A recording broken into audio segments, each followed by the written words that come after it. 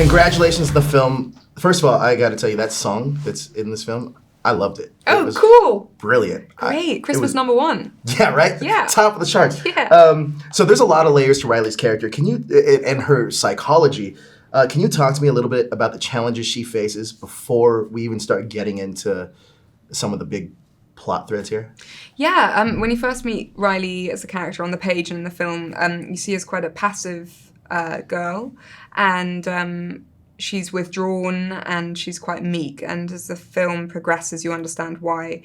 It's because of a traumatic event in her past. And so there was great length to go with the character to then meet a very cathartic end. So that's really exciting. Now, this movie is really ahead of the curve when it comes to being in front of the camera with strong female empowerment, and also behind the camera with your director, and she co-wrote with April.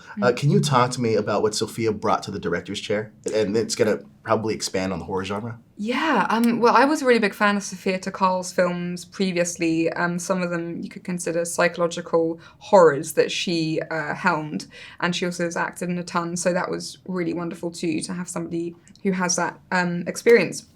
And I felt totally in safe hands with her and confident that her vision would come across. Often there are many cooks in the kitchen with a film like this, so it was really valuable to have Sophia's voice and presence the whole time. I really felt that.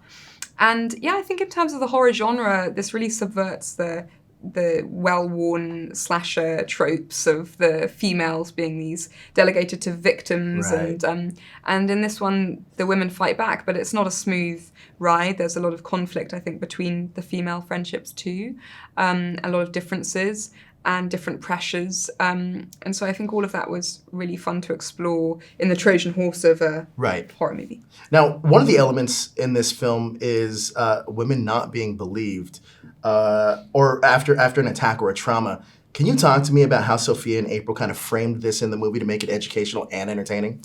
Yes, well, it's a fine line, isn't it, with the tone with something like this film, and I think the idea of incredulous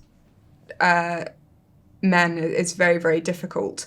And I think the main scene in our film which explores that is when Riley goes to the officer to explain that her friend is missing, and she's simply not believed that this has happened.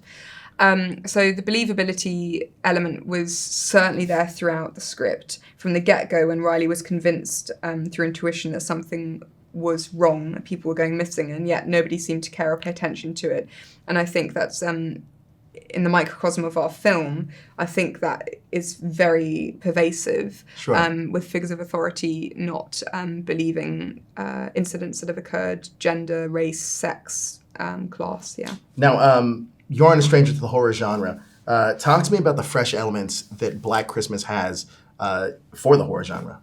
I think our version of Black Christmas contributes a really important voice for female stories, and the characters are not simple. I think they're fully fleshed out, even if it takes a second for some of them to reveal their inner workings. I think we get time with the characters, and I think you see how every character in it has sort of a different speed, a different rhythm, and a different motivation as to why they feel the need with such vibrancy and aggression to fight back against the patriarchy.